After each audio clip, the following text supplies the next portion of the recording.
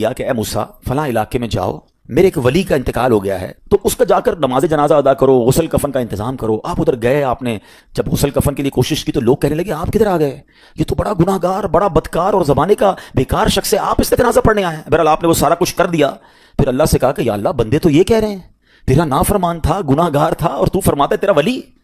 اللہ نے فرمایا موسیٰ بات یہ بندے سے بات تو صحیح کر رہے ہیں، یہ جو کہہ رہے ہیں نا یہ سب ٹھیک کہہ رہے ہیں، مگر بات یہ ہے کہ اس بندے نے مرنے سے پہلے جب اس کی وفات کا وقت قریب آیا نا تو 5 کلمات کے ذریعے اس نے مجھے پکارا، اے موسیٰ میں نے ان 5 کلموں کی وجہ سے اس کی مغفرت فرما دی۔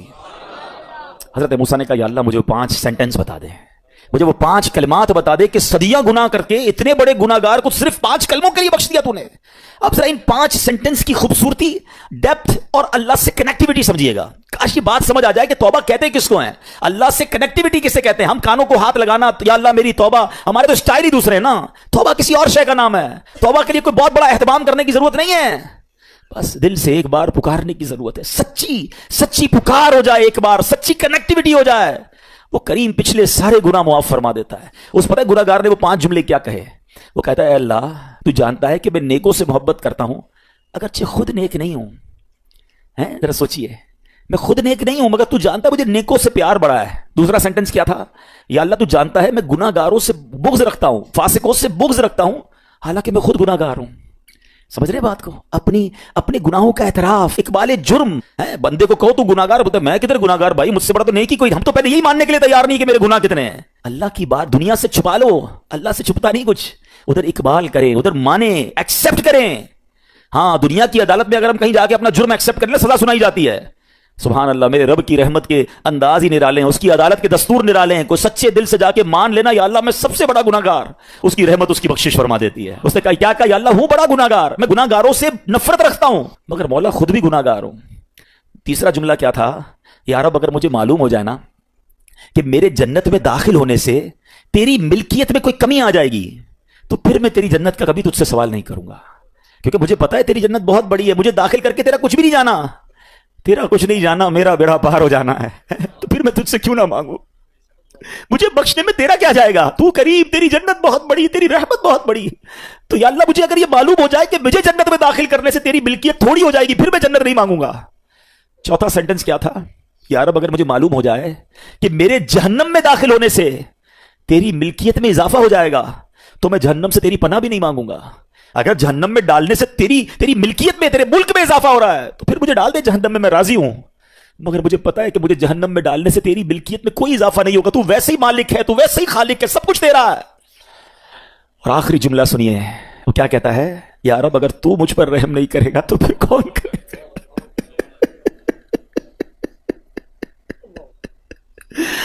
اگر اللہ رحم نہیں کرے گا تو کون کرے گا۔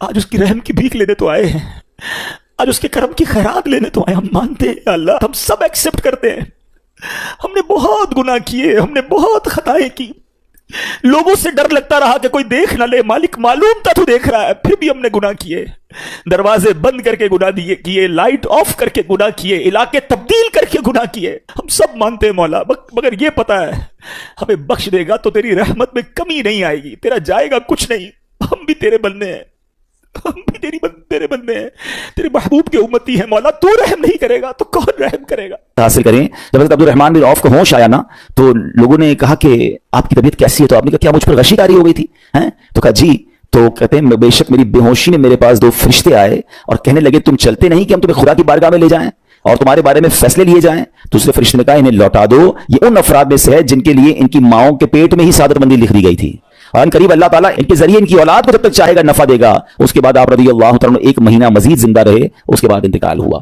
تو پتہ چلا کہ آپ کی والدہ نے نماز پڑھی، اللہ سے مدد مانگی اور آپ کو اللہ نے ایک نئی زندگی عطا فرمائی۔ تو آپ اپنی زندگی میں اس پریکٹس کو آج اس آیت سے دیکھیں، ہم نے کرنا کیا ہے، ہم جو بیان میں آئے تو صرف بیان نہیں سننا ہے، ہمیں اللہ نے مجھے کہا کیا ہے، ہم اس ٹاپک کو لے کے اسی لیے چل رہے ہیں نا کہ میرے رب نے ڈائریکٹلی مجھ سے کیا بات کی ہے۔ تو آج اس آیت میں یہ لیسن مل رہا ہے کہ جب کسی پرابلم میں ہے، کلیمٹی میں ہے، تو اللہ کی طرف جانا ہے اور نماز سے مدد چاہنی ہے۔ وَاسْتَعِينُوا بِالصَّبْرِ وَالصَّلَاةِ۔ اچھا آپ دیکھیں پیارے آقا کی نماز کی کیسی عادت تھی، بادل گرجتے تھے، آندھی چلتی تھی، ہے, किसी बुरी खबर की इतला आ रही होती थी, नबी पाक नमाज की तरफ चले जाते. अच्छा मुझे बताएं नमाज इस्तिस्का क्या है? बारिश नहीं हो रही है, प्यारे आका नमाज पढ़ा रहे हैं. सूरज गहन हो रहा है, नबी पाक नमाज पढ़ा रहे हैं. चांद गहन हो रहा है, प्यारे आका नमाज की तरफ. यानी किस कदर अल्लाह की तरफ रुजू है. And whenever anything bad happen या गोइंग टू बैड हैपन, होने वाली लग रही है, कुछ बड़ा होने वाला है, हमें भी तो खबरें आ रही होती है ना कि भाई कल बहुत शदीद बारिश होगी, ना करे कोई और बुरी खबर एक्सपेक्टेशन है, आपको कारोबार में कोई ऐसी खबर आने का डर है, या आपकी कोई शिपमेंट जा रही है, व्हाटएवर आप चाहते हैं हर चीज बेहतर हो जाए. कुरान ने फॉर्मूला दिया ना, वस्तईनु बिस्सब्रि वस्सलाह, अल्लाह ने डायरेक्टली मुझे और आपको कहा है. तो from now onwards make your practice कि मैंने इंशाअल्लाह नमाज से मदद लेनी है. और आप अपनी आंखों से देखेंगे, आप अल्लाह से अर्ज भी करें कि अल्लाह तूने कुरान में कहा है मदद ले, मैंने खड़ा हो गया नमाज के लिए, तो नमाज से आपने मदद लेनी है. अच्छा अब उसके बाद आयत का जो सेकंड पार्ट है कि सब्र से मदद लेनी है. और आगे क्या फरमाया, इन्नल्लाह मअस साबिरीन, अल्लाह साबिरों के साथ है. सुभान अल्लाह. इसका मतलब यह हुआ कि अल्लाह ताला अपने इल्म और कुदरत के साथ वैसे तो हर किसी के साथ है, लेकिन यहां सब्र करने वालों का खास जिक्र इसलिए हुआ ताकि इन्हें मालूम हो जाए कि अल्लाह ताला इनकी मुश्किलात को दूर फरमा देगा. मगर करना क्या है, सब्र करना है. अच्छा अब सब्र के बारे में दो बातें बड़ी अहम हैं कि सब्र नॉर्मली हम जब भी सब्र के बारे में सुनते हैं तो सब्र हम कहते हैं यार तकलीफ आई है सब्र करो, यकीनन ये भी सब्र है, मगर सब्र की एक और किस्म भी है जो उससे भी सुपीरियर है, जो उससे भी अफजल है. और वो क्या है, गुनाह के लिए दिल चाहे, हराम के लिए दिल चाहे, नफसानी ख्वाहिशात बुरा काम करवाना चाह रही हैं और बंदा उस पर सब्र करे. ये सब्र जो है ना, ये शरीयत को और महमूद है और बड़ा अफजल है. इंसान को जी चाहे कि फला गुनाह करना है मगर वो उस पर सब्र करे. और दूसरा सब्र वही है जो हम जानते हैं कि कोई मुसीबत आ जाए, कोई आफत आ जाए, कोई हमारा अल्लाह ना करे किसी से लड़ाई हो जाए, हमें कोई बुरा भला कहे, हम उसे माफ कर दें, सब्र करें. जिस्मानी तकलीफ है, कारोबार में प्रॉब्लम है, हम अल्लाह की रजा पर राजी रहें. तो ये दो किस्म के सब्र हैं. और जब कोई बंदा सब्र करता है ना तो कुरान और हदीस और बुजुर्गान दीन के अकवाल से मैं आप इसको इसके 10 फायदे बताना चाहता हूं. मैं कहता जाऊंगा, आप अल्लाह के जिक्र की नियत से सुभान अल्लाह भी कहते रहें, जन्नत में दरख्त भी लगाते रहें. ठीक है. अल्लाह ताला सब्र करने वालों के साथ है. सब्र करने वाले को उसके अमल से अच्छा अजर मिलेगा, सब्र करने वाले को बेहिसाब अजर मिलेगा. सब्र करने वालों की जजा देखकर कयामत के लोग हसरत करेंगे. सब्र करने वाले रब्बे करीम की तरफ से दुरूद और हिदायत और रहमत पाते हैं. सब्र करने वाले अल्लाह को महबूब हैं. सब्र आधा ईमान है. सब्र जन्नत के खजानों में से एक खजाना है.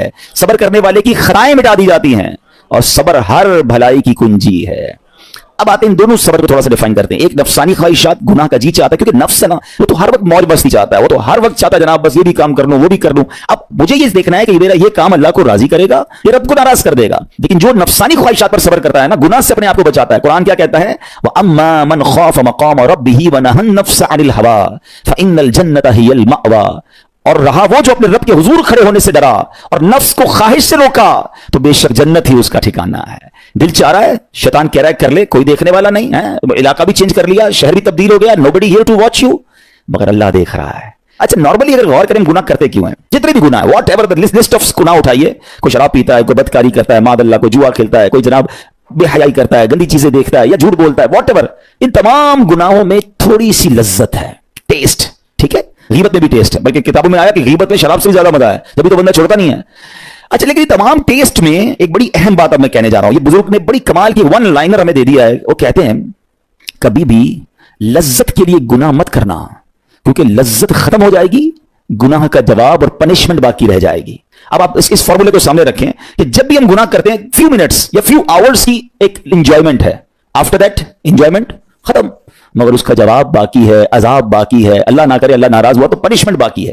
तो क्या फरमाया, इंजॉयमेंट के लिए गुनाह मत करना, इंजॉयमेंट खत्म हो जाएगी, अजाब बाकी रह जाएगा. और अगला सेंटेंस कितना खूबसूरत है, फरमाते कभी भी तकलीफ की वजह से नेकी मत छोड़ना, तकलीफ खत्म हो जाएगी, अजर बाकी रह जाएगा.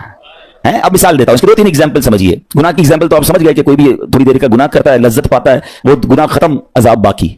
अब नेकी में क्या होता है, फजर के लिए उठना है, नींद आ रही है, दिल नहीं चाह रहा, आप उठे, आपने वजू किया, फजर पड़ा, वो उठने की तकलीफ तो खत्म हो गई ना, वापस सोना तो सो जाइए, मगर फजर का अजर